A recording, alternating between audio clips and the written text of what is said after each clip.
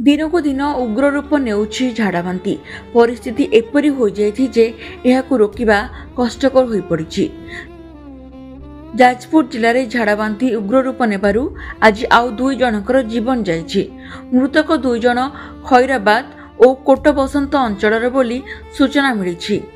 आगुरी झाड़ाबांती 11 जनकर मृत्यु होइतिला। जाजपुर में 226 जन रोगी डाक्तरखाना चिकित्साधीन थिबा बेले 84 जन अन्य मेडिकल भर्ती होइछन्ति। जाजपुर पर ढेंकानाल और बांकी रे व्यापी झाड़ाबांती। भुवन ब्लॉक एनएसी अंचल में 30 रु अधिक लोक आक्रांत होइछन्ति। रोगी को ढेंकानाल जिला मुख्य चिकित्सालय और भुवन हस्पिटाल भर्ती करा जायछि।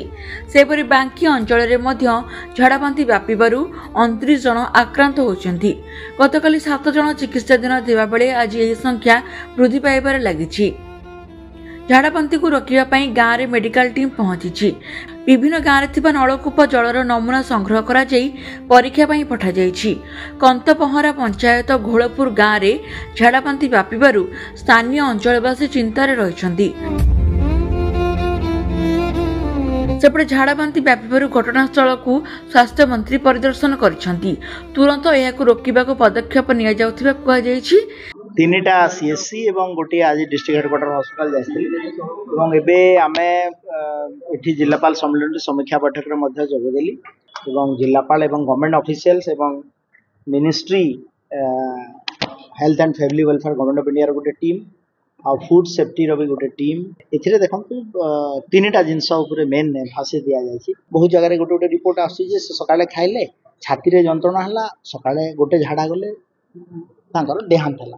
तो ये केस रे आम डायरिया तार पोस्टमार्टम रिपोर्ट हम तापर जे आम गोटे फाइनल किंतु officially after death body clarify करा हला जे 5 जनकर डायरिया। जाजपुर ढेंकानाल बांकी परि मध्य केन्द्रापड़ा रे मध्य झाड़ाबांती व्यापी थिबा कुआ जाउछि। डेराबेस ब्लॉक एंडर पंचायत श्यामसुंदरपुर रे जनकर मृत्यु होइतिबा अभियोग होइछि। अल्प दिन रे झाड़ाबांती व्यापुथिबारु स्वास्थ्य विभाग एहाकु रोकिबाकु चेष्टा चलाइछि। ब्यूरो रिपोर्ट ओडिशा संवाद। Boarding completed. Nurture. Discover.